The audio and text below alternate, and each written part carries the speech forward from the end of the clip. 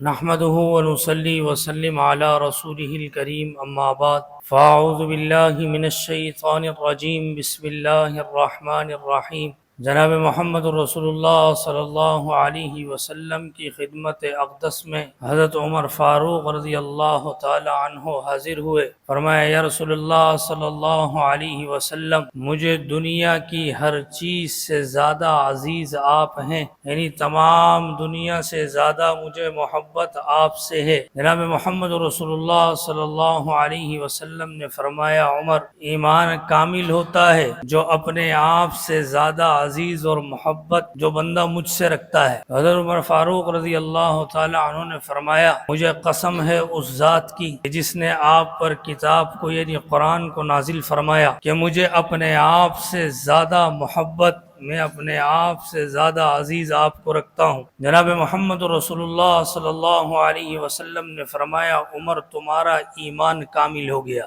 یعنی ایمان مکمل ہوتا ہے مسلمان کا کہ جب مسلمان اپنے ذات، اپنے آپ سے زیادہ محبت جناب محمد رسول اللہ صلی اللہ علیہ وسلم سے کرتا ہے۔ جناب محمد رسول اللہ صلی اللہ علیہ وسلم کی دعا، آپ دعا فرما رہے ہیں اللہ جو مجھ سے محبت رکھتے ہیں انہیں مجھ سے ملا دے، جو مجھ سے محبت رکھتے ہیں مجھے ان سے ملا دیں۔ صحابہ عرض کرنے لگے یا رسول اللہ صلی اللہ علیہ وسلم، ہم آپ سے شدید محبت رکھتے ہیں اور ہم آپ کے ساتھ ہیں۔ جناب محمد رسول اللہ صلی اللہ علیہ وسلم نے فرمایا کہ میرے پردہ فرمانے کے بعد یعنی دنیا سے جانے کے بعد وہ لوگ ہوں گے جو تمہارے بھائی ہوں گے، جو علماء سے میری سیرت کو سنیں گے، ان تک میری باتیں پہنچیں گی، جو مجھ سے شدید محبت کریں گے، اتنی محبت کریں گے کہ اگر انہیں پتہ چل جائے کہ اپنی تمام ہر چیز، اپنی تمام چیزیں لٹا کر قربان کر کر میرا دیدار نصیب ہو جائے گا تو وہ یہ کرنے سے بھی نہیں رکیں گے۔ پہلی بات کہ جو جب تک نبی سے اپنے آپ سے زیادہ محبت نہیں رکھو گے ایمان کامل نہیں ہوگا۔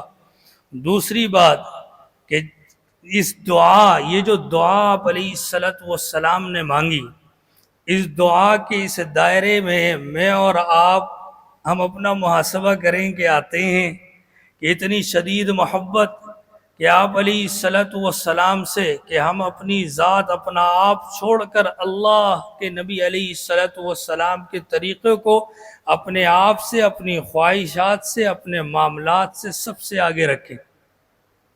ایک صحابی عرض کرنے لگے یا رسول اللہ صلی اللہ علیہ وسلم، آپ سے محبت اتنی شدید ہے کہ بے قرار ہو جاتا ہوں، اور جب آپ کی زیارت ہوتی ہے، چہرہ انور کا دیدار ہوتا ہے تو مجھے قرار آتا ہے، لیکن پھر یہ گمان، یہ خیال دل میں آتا ہے کہ ایک نہ ایک دن میں نے مرنا ہے، یہ دنیا میں تو ہمیشہ رہنا نہیں ہے۔ تو آپ علیہ السلام کا مقام، آپ کا درجہ جنت کے اندر تو بہت اعلیٰ ہوگا، تو میں اس درجے تک کہاں پہنچ پاؤں گا؟ یعنی یہ کہنا چاہ رہے ہیں کہ جنت میں جانے کے بعد بھی اگر محبوب علیہ السلام کا دیدار نہ ہوا تو پھر وہ جنت کیسی؟ وہ جنت کیسی کہ جب نبی علیہ السلام کا جہاں دیدار نہ ہو تو اس محبت اور تڑپ، یہ کیسی محبت اور تڑپ ہوگی؟ اللہ نے قرآن کو نازل فرمایا، اللہ نے قرآن کو نازل فرمایا۔ اللہ کا ارشاد، جو لوگ نیک ہوں گے، جو اللہ کے حکم کے پابند ہوں گے، جناب محمد رسول اللہ صلی اللہ علیہ وسلم کے بتائے ہوئے طریقے پر عمل کریں گے تو وہ لوگ انبیاء اور صدیقین کے ساتھ ہوں گے۔ صحابہ فرماتے ہیں کہ اس آیت کے آنے کے بعد ہمیں اتنی خوشی ہوئی، ہم اتنا خوش ہوئے کہ اس سے پہلے کبھی خوش نہیں ہوئے تھے کہ جنت میں بھی جناب محمد رسول اللہ صلی اللہ علیہ وسلم آپ کا قرب اور آپ کا دیدار ہوگا۔ تو میرے بھائی، ہماری کامیابی آپ علیہ السلام کے طریقے پر عمل کرنے میں ہے۔ آج مسلمان جناب محمد رسول اللہ صلی اللہ علیہ وسلم کی سنت سے بہت دور ہے، بہت دور ہے، بہت ہی دور ہے۔ اسے سنتوں کا علم نہیں، طریقے کا علم نہیں۔ مسلمان تو جس چیز کا حساب سب سے پہلے ہوگا، آپ علیہ الصلوۃ والسلام نے فرمایا کہ نماز کا حساب سب سے پہلے لیا جائے گا۔ تو امتی کو علم ہو کہ میرے نبی کی نماز کیسی تھی، آپ کیسے نماز کو پڑھا کرتے تھے۔ آپ علیہ الصلوۃ والسلام کا فرمان بھی صحابہ کے لیے جیسے مجھے نماز پڑھتا دیکھتے ہو ویسے پڑھا کرو۔ تو امتی کو پتہ ہو کہ نماز کا پڑھنا نبی علیہ الصلوۃ والسلام کا کیسا تھا، آپ کی دعائیں جو مانگی، جب سیرت کو پڑھے گا امتی تو پھر دل کے اندر آپ علیہ الصلوۃ والسلام کی سنت پر عمل کرتے ہوئے امت کا غم بھی ہوگا، دوسروں کی اپنی بھی فکر ہوگی اور دوسروں کی بھی فکر ہوگی۔ اور یہ عمل کب آئے گا؟ جب آپ علیہ الصلوۃ والسلام کی سیرت کو پڑھیں گے۔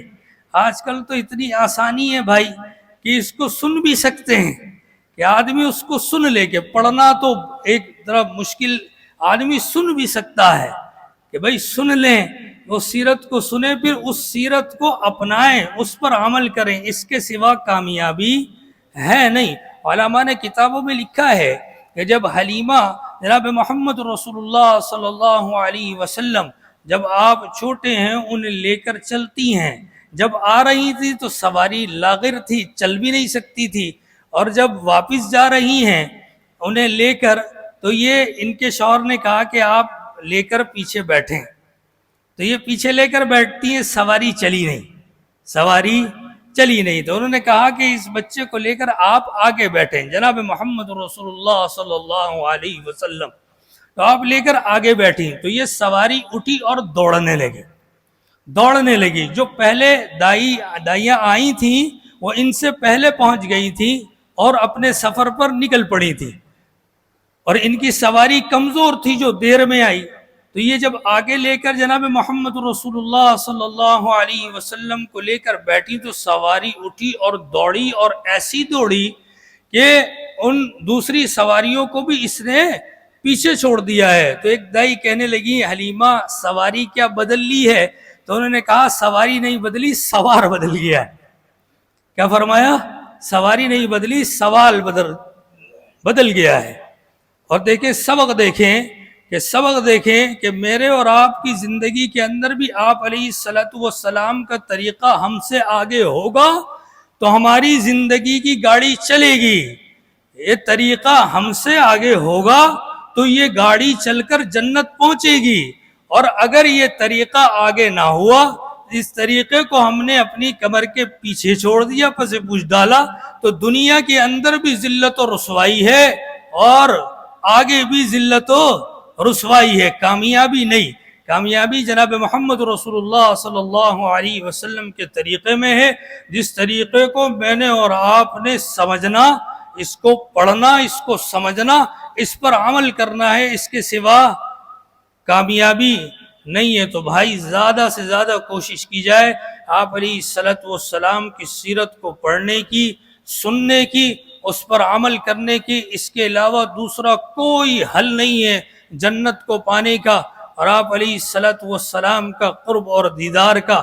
اللہ سب مسلمانوں کو، اللہ تمام مسلمانوں کو اللہ جناب محمد رسول اللہ صلی اللہ علیہ وسلم کے 100% طریقے پر عمل کرنے والا بنا دیں۔